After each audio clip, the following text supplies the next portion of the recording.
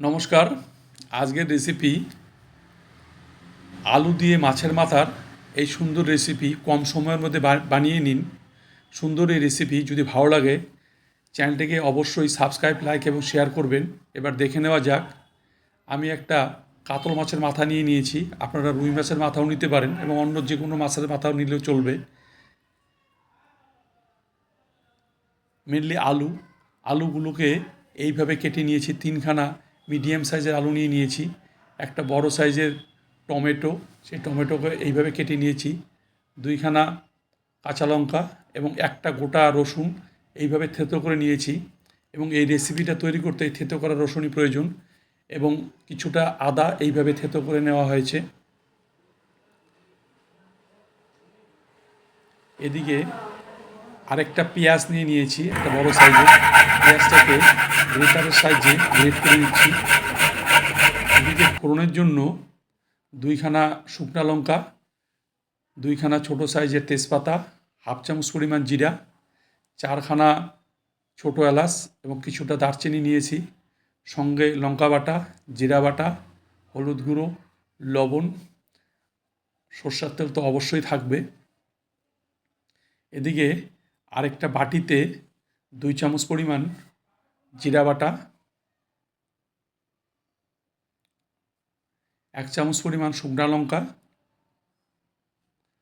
পরিমাণ মতো হলুদ গুঁড়ো এবং পরিমাণ মতো লবণ। লবণটা একবার দিলাম, একটু কমই দিলাম কেননা পরে আবার ইউজ করব লবণ। এবং সামান্য পরিমাণ জল দিয়ে মশলাটাকে ভালোভাবে গুলিয়ে নিচ্ছি। মশলাটা গোলানো হয়েছে। এবার এই মাছের মাথার টুকরোগুলো সামান্য পরিমাণ হলুদ এবং সামান্য পরিমাণ লবণ দিয়ে মেখে নিচ্ছি।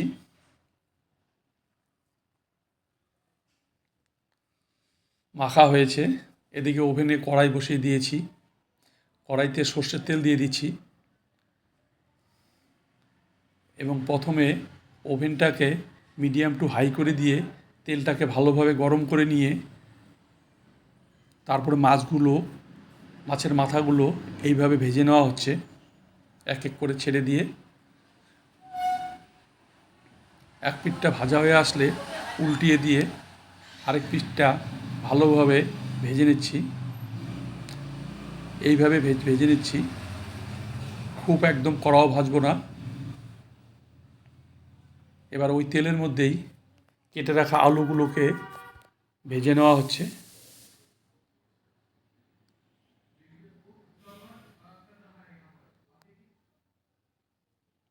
আলুগুলো ভাজা হয়েছে। আলুটা ভাজতে একটু সময় লাগে, মিনিট 4 তো লাগেই।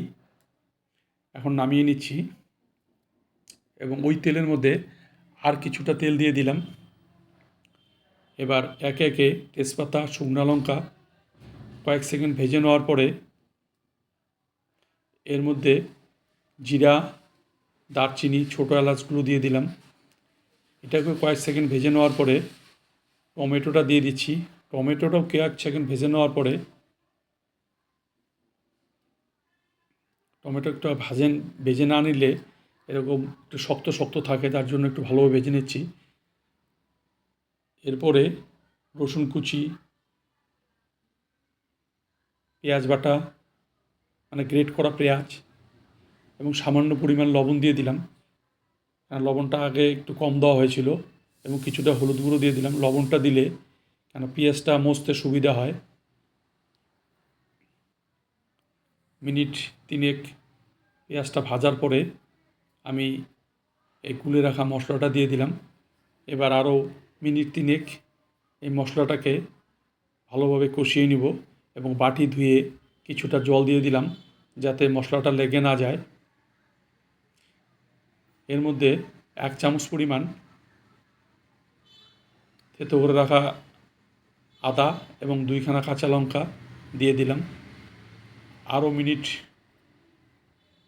2 থেকে 3 ভালোভাবে কষিয়ে নিচ্ছি। এখন এর মধ্যে ভেজে রাখা আলু এবং মাছের মাথাগুলো দিয়ে দিলাম। এটাকে আবার মিনিট 3 থেকে 4 ভালোভাবে কষিয়ে নিয়ে তেল বেরিয়ে আসলেই জল দিয়ে দিতে হয়। তেল বেরিয়ে আসছে, জল দিয়ে দিলাম। এই জলটাকে আরও মিনিট 5 ভালোভাবে ফুটিয়ে নিব। এখন রান্না প্রায় রেডি। ওভেনটাকে বন্ধ করে দিলাম।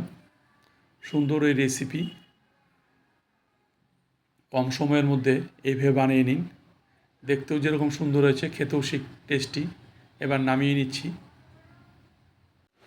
সুন্দর এই রেসিপি বাড়িতে বানিয়ে নিন, খেতেও যেরকম টেস্টি, একদম সুন্দর রেসিপি কম সময়ের মধ্যে বাড়িতে তৈরি করে নিন।